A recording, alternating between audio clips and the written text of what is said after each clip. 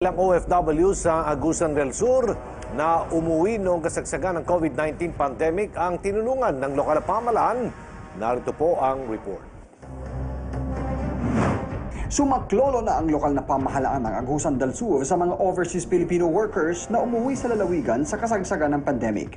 Tig 10,000 pisong ayuda mula sa programa ng Public Employment Service Office o PESO ang inabot sa kanila ng gobernador na minsan ding naging OFW. Ayon kay Renalyn, gagamitin niyang puhunan para sa maliit na negosyo ang pera. Nagpapasalamat ako sa PESO Agusan del Sur sa programang ito dahil malaking tulong ito para sa aming mga OFW para makapagsimula ng maliit na negosyo. Si Harold, masaya ng ligtas na nakauwi at nakapiling ang kanyang pamilya. Ako kayong buwan namin pasalamat.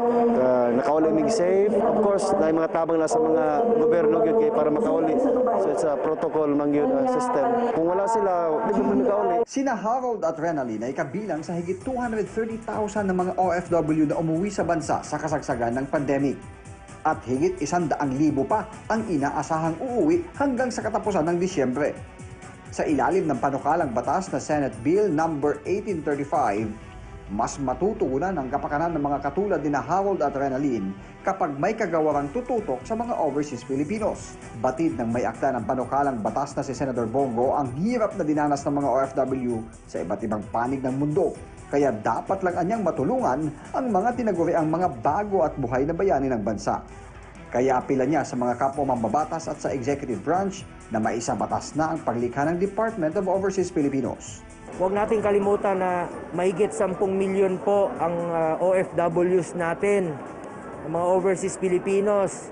Ibig sabihin, mahigit 10% po yan ng buong populasyon. Dapat meron na silang departamento na nakatutok sa kanila na hindi na nila kailangan pang manawagan sa radio station, sa Facebook.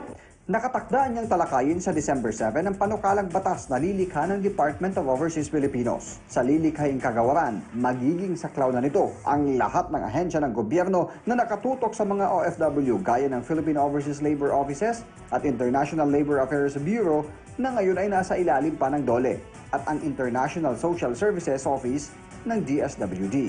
Ang bubuing kagawaran rin ang may administrative supervision sa Philippine Overseas Employment Administration o POEA at Overseas Workers Welfare Administration o OWA.